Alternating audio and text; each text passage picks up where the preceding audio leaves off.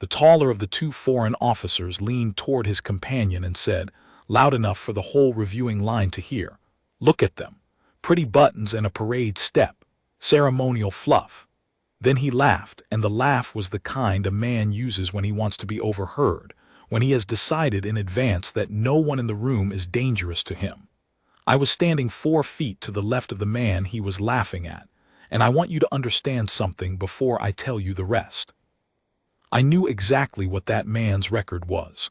I had read every line of it, and I said nothing because that was my job, and because the file that would have answered the laugh was stamped in a way that meant it could not be read aloud in a room with windows.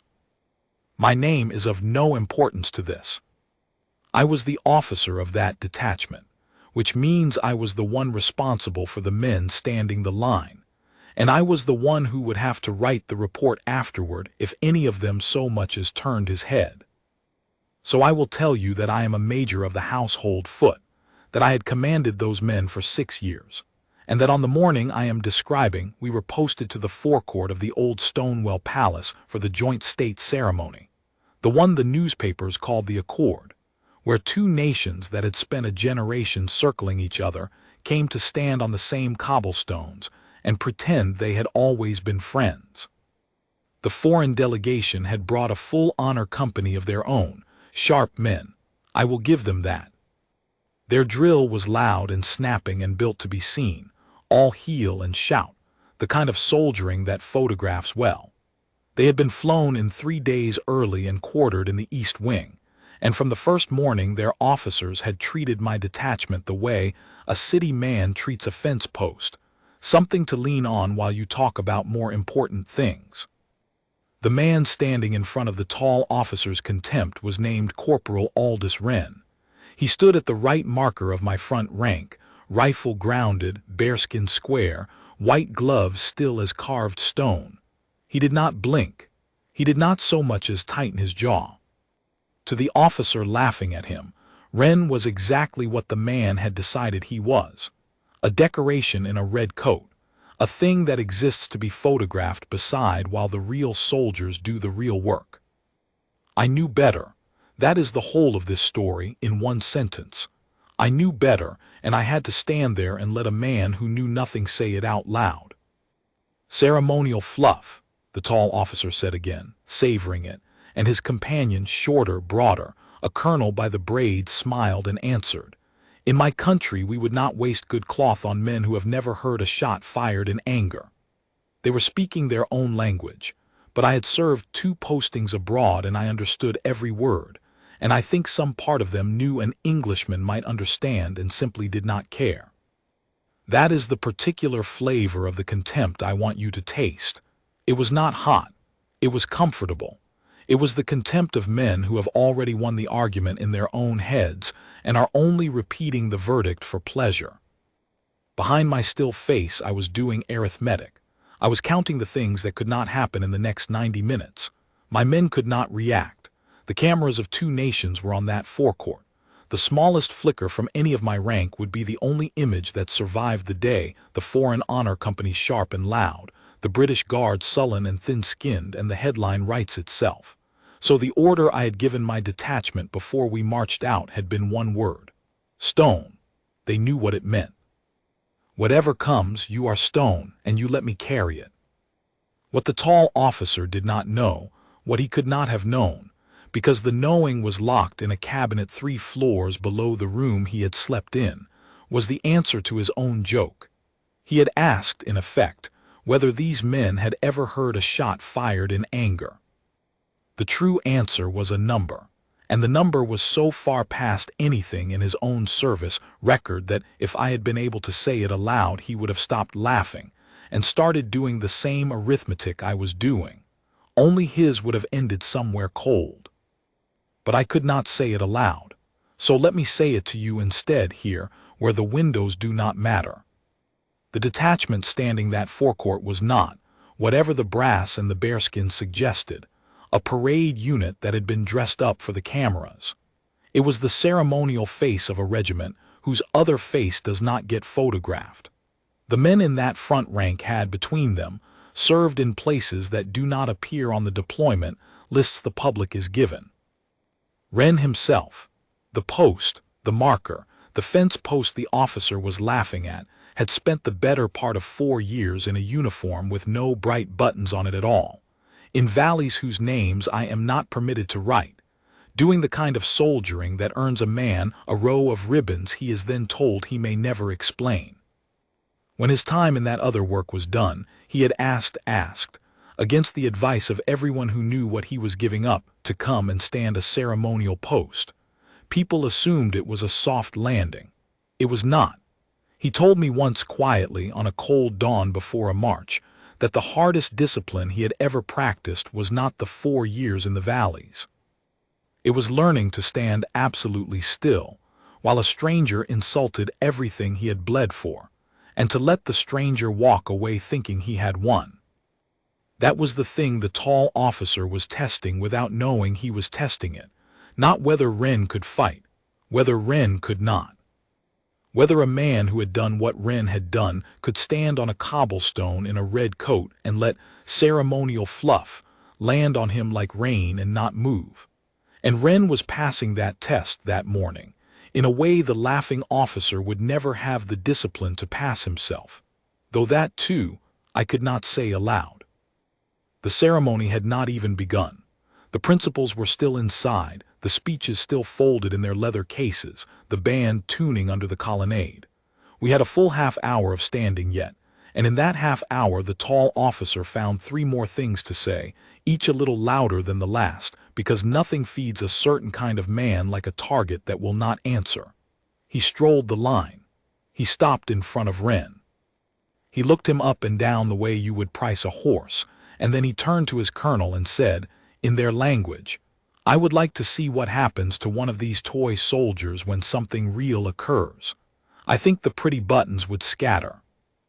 I felt the word toy go down my own spine like cold water, and I made myself stone too, because an officer who cannot hold the line cannot ask his men to. But behind the stillness, a small, hard thought had begun to turn, and the thought was this.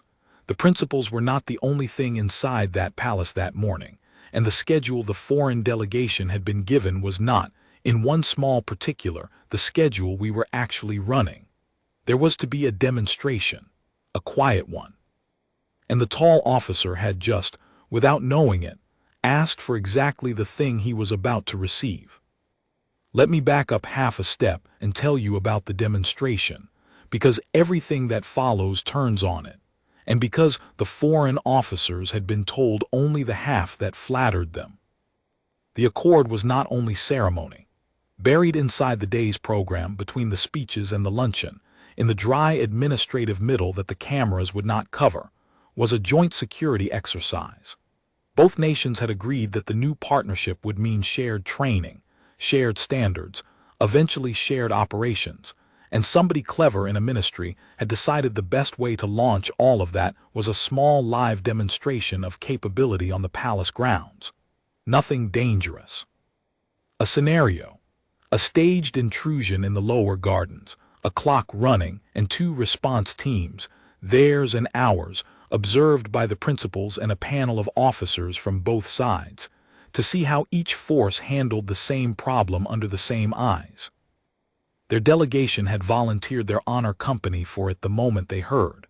Of course they had. To them it was a stage, and they were already certain of the review. Our side had been quieter about who would represent us. The foreign colonel had assumed, naturally, given everything he had decided about us, that the household would put forward some specialist unit flown in for the occasion, real soldiers borrowed to spare the toy one's embarrassment. He had said as much, in their language, within my hearing on the second morning. He was wrong. The detachment chosen to represent us in the demonstration was the one standing the forecourt. My detachment, the Fluff. I had not told my men which way the wind sat, because a soldier who knows he is about to be vindicated stands differently, and I needed them stone, not smug. But I knew. I had signed for the equipment myself the night before. And so when the tall officer said he would like to see what happens to one of these toy soldiers when something real occurs, I had to hold a stillness that was its own small agony, because the honest answer, "You will, sir, in about 3 hours, and you will not enjoy it," was sitting right there behind my teeth, and I had to swallow it whole. The band struck up, the great doors opened. The principals came out into the daylight, 2 heads of 2 states, and the forecourt did what forecourts do.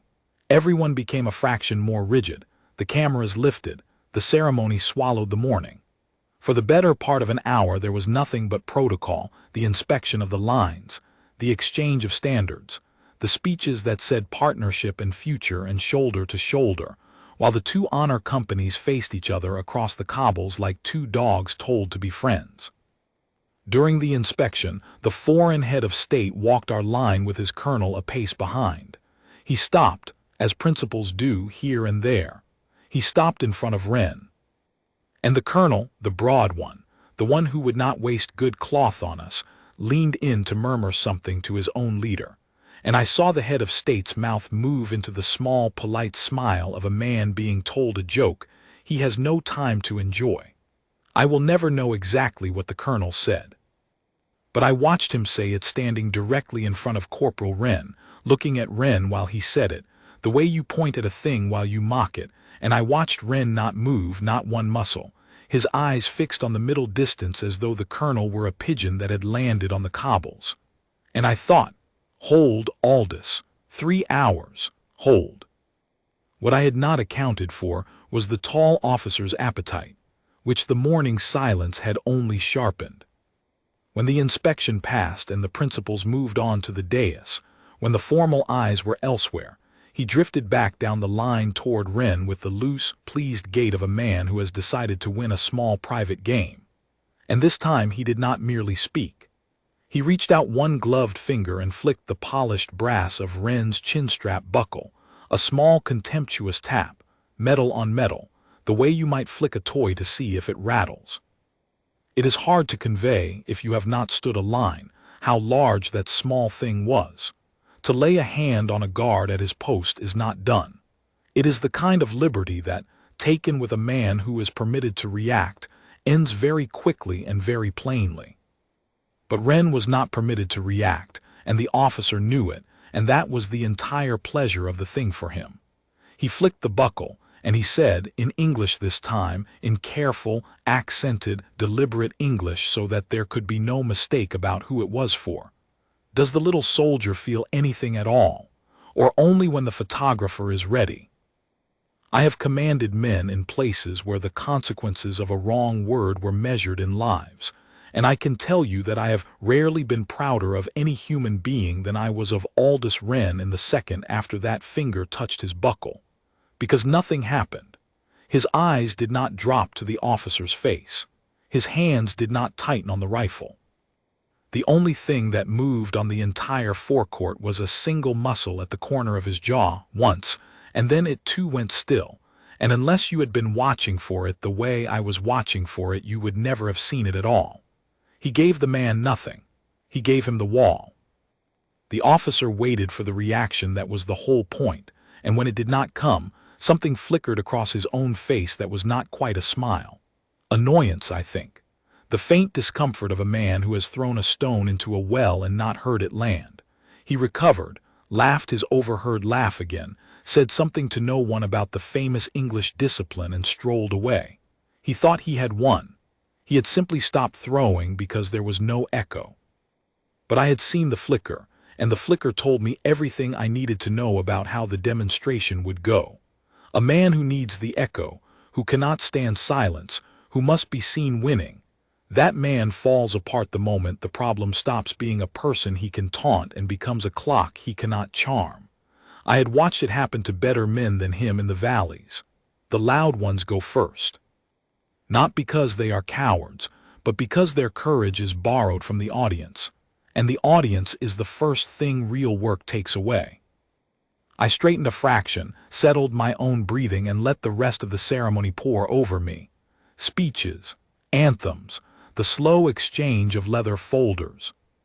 And under all of it, the clock I could feel that no one else on that forecourt could feel, ticking down toward the dry administrative middle of the day, toward the lower gardens, toward the small staged intrusion and the running clock and the two response teams under the same eyes.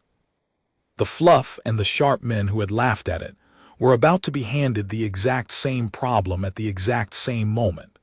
And I knew, with the particular certainty of a man who has read both files, which of the two would still be standing when the clock stopped. I just had to keep my detachment stone for 2 more hours and let the morning's insults sit on us unanswered, so that the answer, when it came, would not come from my mouth or my men's, but from the work itself. There is no rebuttal in the world as complete as the one a loud man writes for himself, when he is finally asked to do the thing he claimed was easy. Hold, I told them silently, all of them, the whole still red line. Hold. The answer is coming, and it is better than anything we could say. The forecourt ceremony ended a little before noon. The principals withdrew indoors for the luncheon, the cameras packed away, the crowds were ushered back behind the rope lines, and the 2 honor companies were marched off the cobbles in opposite directions. For a brief, strange interval the day went quiet, the way a theater goes quiet between acts, and I took my detachment around the east wall to the staging area above the lower gardens, where the demonstration would run. The lower gardens at Stonewell are not the manicured beds the public photographs.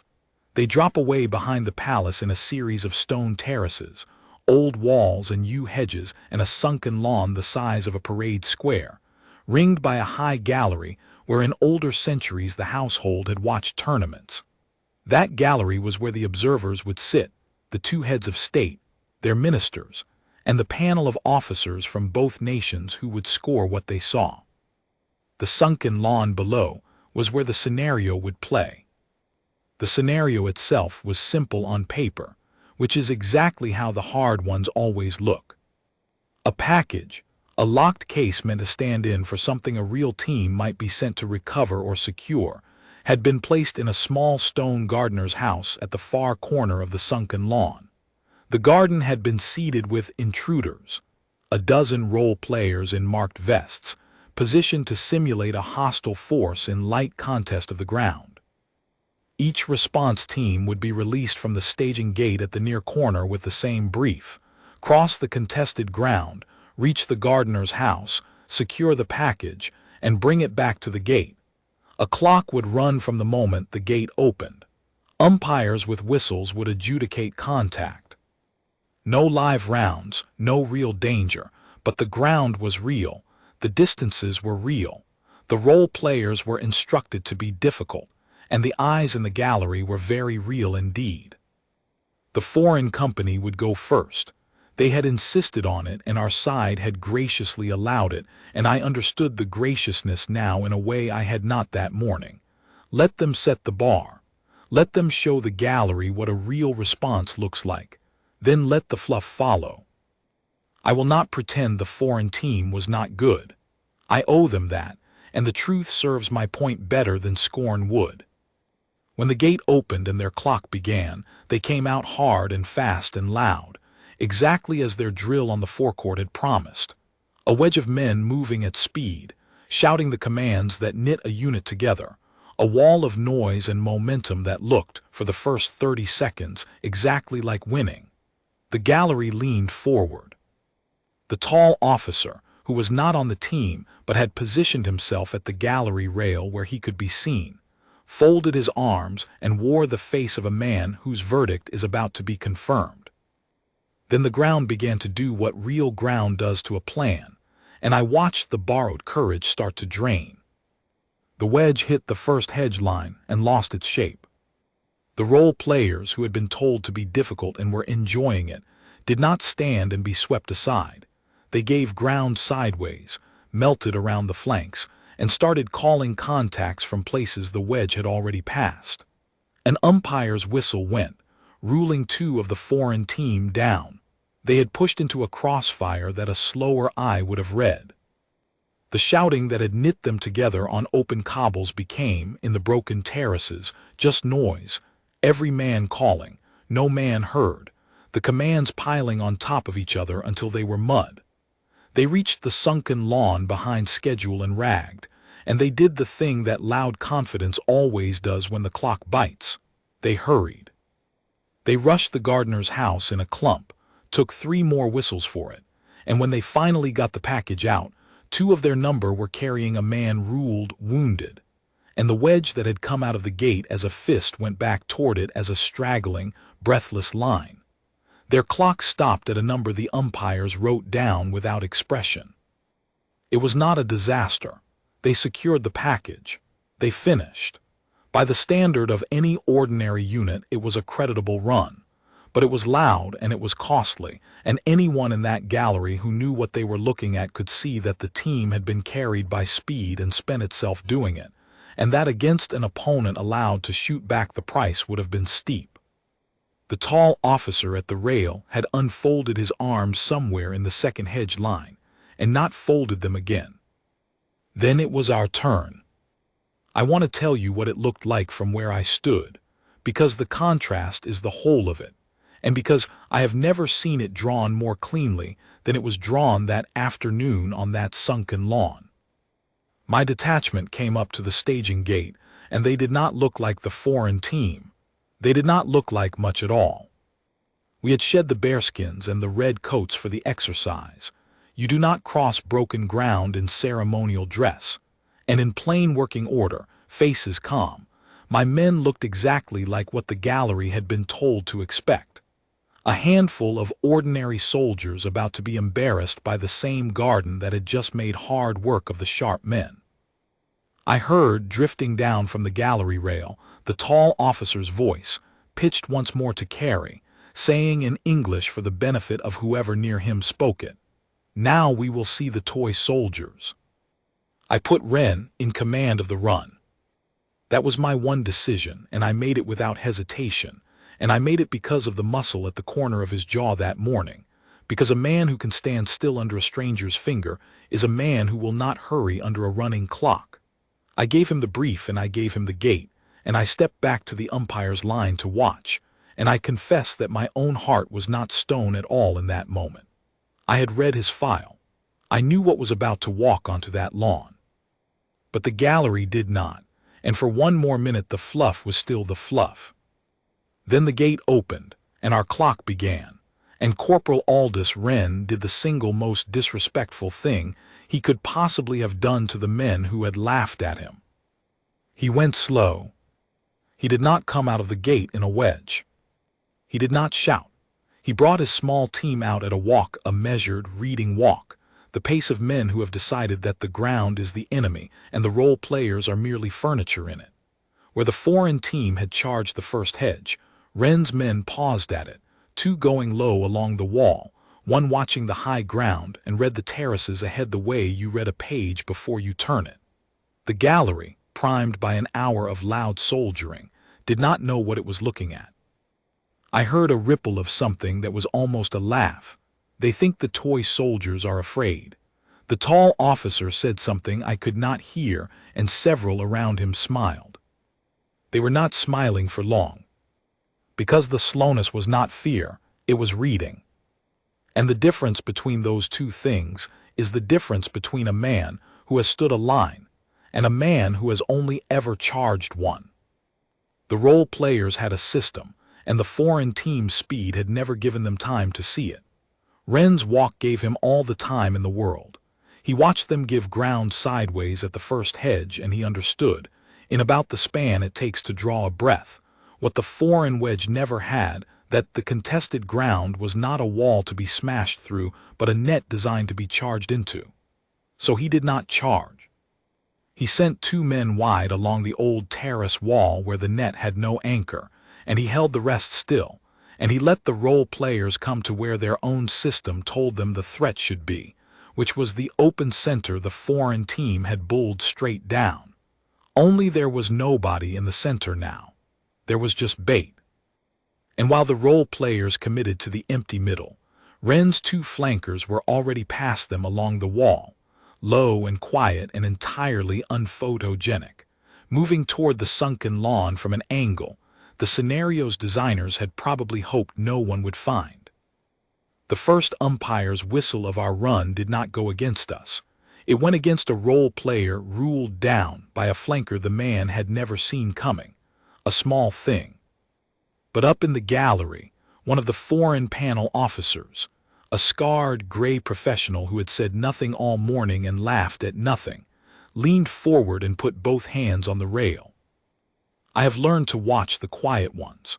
The loud officer at the gallery rail had spent the morning telling everyone around him what to think. The gray one had spent it watching, and now the gray one was leaning forward, and I knew that whatever happened in the next 4 minutes, at least one man up there was about to understand exactly what kind of unit had been dressed in red on the forecourt that morning. Wren brought his team across the sunken lawn, not in a clump but in bounds, never all of them moving at once, never anyone in the open without another man's eyes on the ground ahead of him. The oldest discipline there is and the hardest to keep when a clock is running and an audience is watching and everything in your blood says hurry. They did not hurry. Where the foreign team had taken 3 whistles rushing the gardener's house, Wren's men took none. They did not rush it. The 2 flankers were already past it, holding the far angle, before the main element ever stepped into the open, so that when Wren finally moved on the little stone house, there was nothing left to contest it. He had taken the corner before he arrived at it.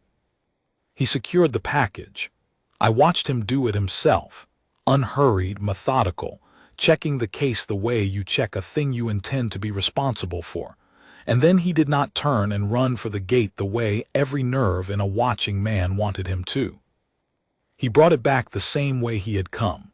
Slow, reading, covered, bounds and angles and that maddening, magnificent refusal to hurry, all the way back across the contested ground to the staging gate, and when the last of his men was through it, the umpire stopped the clock. I looked at the number, then I looked at it again. It was not merely better than the foreign team's number. It was better by a margin that did not happen, that is not supposed to happen between 2 competent units on the same ground, and he had done it without losing a single man to a whistle. Not one. The foreign team had finished ragged and carrying a casualty. Wren's team finished whole, every man on his feet, the package secured, having turned the role player's own net inside out and walked through the hole. The umpires conferred at their line, and then the senior umpire did something he had not done for the foreign run. He straightened up, and he looked up at the gallery, and he gave a small nod, the particular nod one professional gives another to say, "You saw that too." The gallery had gone very quiet, not the polite quiet of protocol, the other kind. The kind that falls on a room full of people who came expecting one thing and have just been shown another, and are recalibrating in real time. The tall officer at the rail had stopped talking entirely. His arms hung at his sides. He was looking down at the sunken lawn, at the plain, unbothered soldiers gathering up their kit, with an expression I had been waiting all morning to see. The expression of a man hearing, at last, the stone he threw hit the bottom of the well, and realizing how deep the well had been the whole time. But the demonstration was not the reveal. Not yet. The demonstration only proved that the fluff could do the work. It did not yet tell the gallery why, and the why was the part that would close the man's mouth for good. And the why arrived, as the best of these things do, not from me and not from any speech, but from the gray professional who had leaned forward on the rail. When the panel came down from the gallery to walk the lawn and speak with both teams, a courtesy, a debrief, the formal close of the exercise, the gray foreign officer did not go to his own company first, as protocol and pride both demanded. He came across the lawn straight to Corporal Wren. I was close enough to hear, and I will give it to you as it happened. The gray officer stopped in front of Wren and looked at him for a long moment, the way you look at a face you are trying to place. Then he said in their own language slowly, "I have watched that run twice now in my head, and I have only seen it done that way once before in my life, by a unit that does not have a name I am allowed to say, in a place I am not allowed to name either." He paused. "Tell me, Corporal, have we met?" And Wren, who had stood like a wall all morning, who had given the loud officer nothing, not a flicker, Not a word, looked the gray man in the eye and answered him quietly in the gray man's own language. "We have not met, sir, but I believe we were once on the same valley, 3 years ago, on opposite ends of the same long night. I remember the call sign your people used. I am glad it ended the way it did. You could have heard a glove drop on that lawn." The gray officer's face did something I have rarely seen a professional's face do in public. It opened. Whatever he had suspected when he leaned forward on the rail, Wren had just confirmed it past any doubt. That the man in front of him was not a decoration who had learned a clever trick on a garden lawn, but someone who had done the real thing, in the real dark, in a place the gray officer knew firsthand because he had been somewhere very near it on the worst night of a war that both their countries had spent years pretending was smaller than it was. He had recognized the work because he had survived the same kind of work, and the work, it turned out, had a record. This is the part I am permitted to tell, because the gray officer himself made it tellable. After the debrief, when both delegations had gathered at the head of the sunken lawn and the principals had come down from the gallery to close the demonstration, the gray foreign officer asked, formally and through proper channels, for permission to say something to the assembled company. It was an unusual request. It was granted. He stood in front of both honor companies, his own sharp men, and my plain detachment still in their working order, and he spoke first in his own language and then deliberately in English, so that no one present could pretend not to understand. "This morning," he said, "I heard one of my officers call these men ceremonial fluff." He did not look at the tall officer when he said it. He did not have to. Every eye on that lawn moved, and the tall officer stood at the front of his own company with nowhere to put his face. I will not pretend I did not think something similar when I arrived. We are taught to measure a soldier by his noise, and these men make none. He paused. I was wrong, and I would rather be the one to say it than be quietly corrected by the record. Then he turned, and he addressed the principals, and he said the thing that ended the argument for good. "With respect to both our nations," he said, "I would ask the gallery to consider what they have just watched in its proper light. You did not watch a ceremonial unit get lucky on a garden lawn. The regiment whose ceremonial face stands at your palace gates is one of the most decorated formations either of our armies has ever fielded, and it is decorated almost entirely for work that cannot be spoken of, in places that do not appear in any account you have read. I know this because my own people have stood beside that work in the dark and survived because of it. I recognize the man who led that run because I have seen that exact discipline save lives that were not even his own countrymen's. These are not toy soldiers. These are the quietest soldiers you have. And quiet, in my experience, is what the longest service record looks like when it has finally learned to keep its mouth shut. The quietest regiment, the longest record. He said it without knowing it was the truest thing anyone had said all day, and he said it in front of 2 heads of state, and the loud officer who had flicked a finger against Wren's buckle that morning stood there, and absorbed every word of it like a man standing in cold rain he was no longer permitted to walk out of. That was the humbling, not a blow, not a clever line from one of my men, not Wren turning and putting the officer in his place. Wren never said a word to him, not that day, not ever. The humbling was the truth, spoken by the one man in the foreign delegation the loud officer could not dismiss, in front of the only audience whose opinion he cared about, while the loud officer's own contempt was quoted back to him out of his own mouth. There is no consequence in the world heavier than being made to stand still and hear yourself proven wrong by a better man than you. The loud officer had spent all morning testing whether Wren could endure exactly that. Now he learned, the hard way, that he could not do it himself for 30 seconds, let alone an hour. I would like to tell you the loud officer came over afterward and offered Wren his hand and they shook and all was forgiven, because that is the shape these stories usually take. It is not what happened. What happened was smaller and I think truer. The loud officer did not come over. He could not. Some men, when they are humbled, find the size to close the distance, and some men only find the size to leave the room a little more quietly than they entered it. He was the second kind. He spent the rest of that day at the far edge of every group, and he did not pitch his voice to carry again, and when the delegation flew out the next morning, he was the last one up the steps, and he did not look back at the palace. I do not know whether the lesson took root in him. I only know that for one afternoon, on one sunken lawn, the loudest man on the field was made smaller than the quietest, and that the making of it cost my men nothing but the discipline to wait. The gray officer, though, the gray officer came over. He came to Wren and to me, and he did not offer the easy handshake either. He came to attention, the small spare courtesy of a professional, and he held it for a moment before he relaxed. "I do not need to know your number," he said to me. "I have stood near enough of your work to do the arithmetic." It was, I realized, the very arithmetic I had been doing behind my own still face that morning, when the joke was first told. The counting of a record so far past the man laughing at it that to read it aloud would have stopped the laugh in his throat. The gray man had simply arrived at the same sum by a longer road, and had the grace to show his working.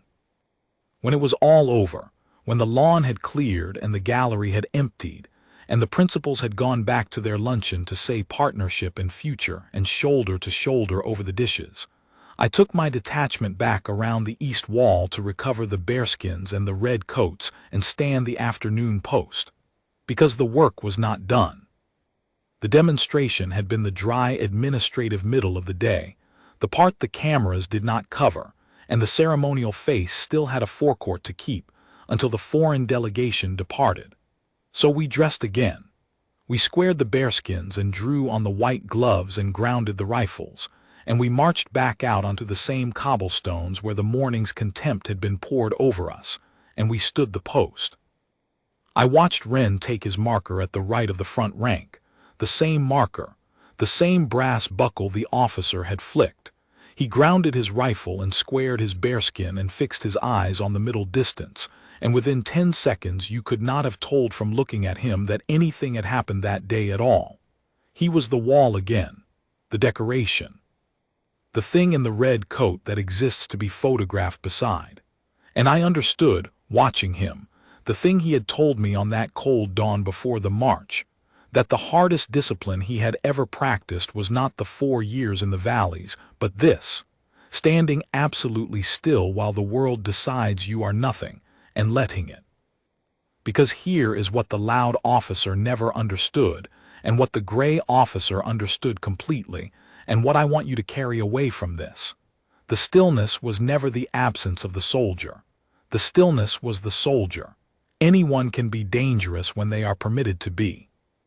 The rarer thing, the harder thing, the thing the longest records are actually built out of, is a man who is dangerous and chooses, hour after hour, post after post, to be nothing but a quiet red wall on a cobblestone, because that is what duty asked of him that day, and because he had learned in places he could not name, that the work is not about being seen doing it.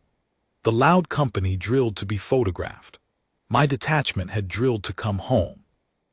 Those are not the same regiment, and they never will be, and the difference between them is exactly the difference the gallery watched walk slowly across a sunken lawn that afternoon and turn a net inside out without raising its voice.